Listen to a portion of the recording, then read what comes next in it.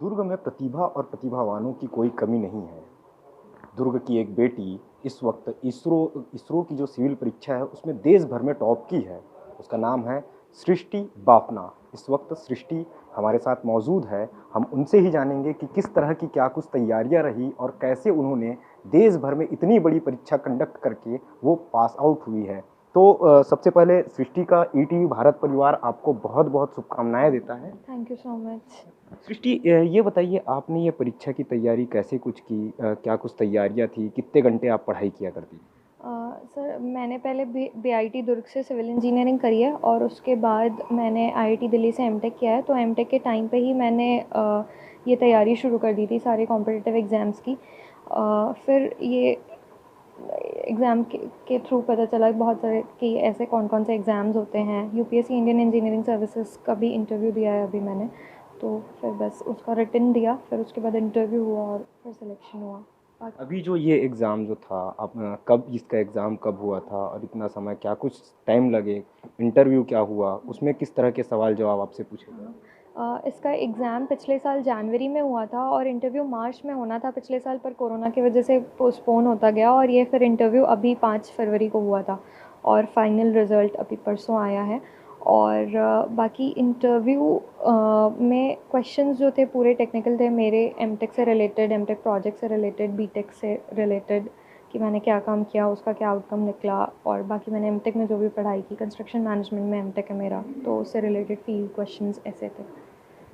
यहाँ आप मतलब दिल्ली पे रह के जब आप पढ़ाई कर रही थी तो क्या कुछ कुछ एक रूटीन जो था आपका, जो टाइम टेबल था, वो किस तरह का आपका टाइम टेबल था? कितने घंटे आप उस दौरान पढ़ाई किया करती थी? क्योंकि मैंने एमटेक के साथ तैयारी की थी दिल्ली में जब थी, एक साल फिर ड्रॉप ईयर था उसके बाद और एक साल घर पे थी। तो एमटेक के साथ पहले एमटेक की क्लासेस भी होती थी और फिर अपनी ये पढ़ाई भी करनी होती थी और एमटेक की भी पढ़ाई करनी, तो मैं 6 to 8 आवर्स कोशिश करती थी कि निकाल लूँ दिन में और पढ़ाई करूँ। तो बाकी कॉम्पिटिटिव एग्ज़ाम्स का एक ही है कि आपको बहुत थॉरो स्टडी करनी पड़ेगी और कंसिस्टेंट रहना पड़ेगा। आप जितने ज़्यादा टेस्ट पेपर देंगे, जितना कंसिस्टेंसी से रहेंगे, उतना उतना आपके लिए हेल्पफुल रहेगा। Hard work. आप इसके अलावा और कौन-कौन सी चीज़ों पे आप इंटरेस्ट रखती हैं? मैं सिंगिंग में मुझे इंटरेस्ट है। मैंने इंदिरा कला संगीत विश्वविद्यालय खैरागढ़ से हिंदुस्तानी संगीत में डिप्लोमा किया है, विद किया है, 6 इयर्स का कोर्स होता है। बाकी आर्ट्स में थोड़ा इंटरेस्ट है, बट संगीत में मेजरली है। जैसे बहुत से लोग ऐसे रहते हैं पढ़ाई के दौरान किसी न किसी को प्रेरणा मान के जो है पढ़ाई करते हैं। जैसे कुछ लोग रहते हैं जो कोई स्वामी विवेकानंद जी को, कोई गांधी जी को, तो कोई और तमाम जो महापुरुष हैं उनको। आप किसको आप प्रेरणा मानते हैं? अ, सर मैंने बचपन से अपनी फैमिली में बहुत सारे लोगों को देखा कि जैसे मैं भी हिंदी मीडियम से पढ़ी हूँ और मेरी फैमिली में मैंने बहुत सारे लोगों को देखा है। मेरे एक भैया हैं जो अभी विप्रो में वाइस प्रेसिडेंट है। मेरी दीदी हैं एक, उनकी 12th में ऑल इंडिया स्टेट टॉपर थी वो। तो वो सब भी हिंदी मीडियम से पढ़े, तो मुझे कभी हमेशा मैं उनको देख के बहुत मोटिवेट होती थी कि कुछ मुश्किल नहीं है, आप किसी भी बैकग्राउंड से हों, हार्ड वर्क का कोई रिप्लेसमेंट नहीं है। तो मेरी फैमिली में बहुत एग्जाम्पल सेट थे मेरे लिए जिनको मैं देख के ही बड़ी हुई हूँ और काफ़ी हेल्प मिली मुझे। आप हिंदी मीडियम से आप पढ़ाई किए, क्या कुछ तकलीफ़ें हुई, क्या कुछ चुनौतियों का सामना करना पड़ा? ऐसा कोई तकलीफ़ कभी मुझे महसूस नहीं हुई, टू बी वेरी ऑनेस्ट, क्योंकि जब मैं स्कूल में भी थी तो मैं कोशिश करती थी कि जो भी टेक्निकल शब्द होते हैं वो मैं इंग्लिश में भी पढूँ। कॉलेज में आके भी फिर कभी ऐसा ऐसा कभी लगा नहीं कि हिंदी मीडियम से पढ़ाई करने का कोई मुझे डिसएडवांटेज हुआ। उल्टा मुझे ये लगा कि शायद हिंदी में पढ़ने से मेरे कंसेप्ट ज़्यादा क्लियर है, क्योंकि ऑब्वियसली हम घर पे हिंदी में बात करते हैं ना, पेरेंट्स सब हिंदी में, मेजर बैकग्राउंड हिंदी था, तो तब ऐसा लगा नहीं कि मुझे दिक्कत हुई।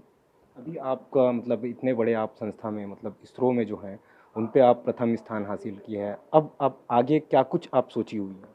अभी मैंने यूपीएससी इंडियन इंजीनियरिंग सर्विसेज का इंटरव्यू दिया है। मेरे लिए दो ही प्रायोरिटी थी, एक या यूपीएससी आईईएस या फिर इसरो। तो अभी उसका रिज़ल्ट अवेटेड है, तो मैं अब उसके बाद फिर फाइनल डिसीजन लूँगी। और बस मेरा एम एक ही है कि मुझे अपने नॉलेज का मैक्सिमम यूटिलाइजेशन करके पब्लिक को जितना मैं अच्छे से सर्व कर सकूँ करूँ। आपकी कामयाबी का मूल मंत्र क्या है? कि हार्ड वर्क का कोई रिप्लेसमेंट नहीं है और हार्ड वर्क से सब कुछ अचीव किया जा सकता है अगर आप मेहनत करें तो। और दूसरा कि आपके आसपास के लोग बहुत मैटर करते हैं। जैसे मैं बहुत लकी हूँ कि मेरे फैमिली और मेरे फ्रेंड्स बहुत अच्छे मिले मुझे, हमेशा मुझे पॉजिटिव रखा। क्योंकि प्रिपरेशन के टाइम बहुत सारी चीज़ें होती हैं कि आप बहुत गिव अप कर देते हो, कई बार नहीं हो पाता, बट मेरे दोस्तों ने और पेरेंट्स ने और फैमिली ने बहुत सपोर्ट किया, बहुत ज़्यादा अनबिलीवेबल। अगर 50% मैं अपना कंट्रीब्यूशन मानती हूँ तो 50% उनका।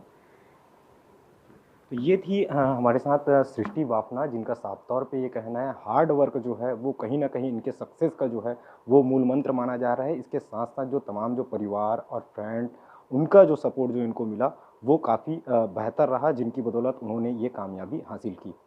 राजेश निषाद, ईटीवी भारत, दुर्ग।